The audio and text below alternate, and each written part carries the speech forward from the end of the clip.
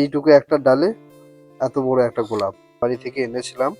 আনার পর সেই গাছটিকে আমি রুট হরমোন যুক্ত জলে সপ্তাহখানেকের জন্য রেখেছিলাম। সেখান থেকে চারা তৈরি করে সেই চারাটাকে একটা মাটিতে লাগিয়ে সেটাকে একটু বড় করে তারপর মাটি তৈরি করে দেখুন এই একটা 10 ইঞ্চি পটে আমি লাগিয়েছি। তো জাস্ট দেখুন চারাটি যে কত পরিমাণে ব্রাঞ্চ কিন্তু নিচে থেকেই বেরোচ্ছে।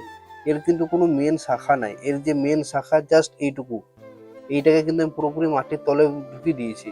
আর এখান থেকে সমস্ত দেখুন এক দুই গুণ যাচ্ছে না এত পরিমাণে এই যে নিচে দিয়ে বেরিয়েছে। তো জাস্ট একবার ভাবুন যে এই চারাটা যখন এই টবটা দিয়ে যখন এত এত পরিমাণে চারা বেরোচ্ছে, তাহলে একে কিভাবে মাটিটা তৈরি করা হয়েছে, কি মাটি ব্যবহার করা হয়েছে যে এত পরিমাণে গাছটা হচ্ছে। আর এতটুকু গাছের মধ্যে দেখুন 3টে কড়ি, একটা ডালে 3খানা কড়ি।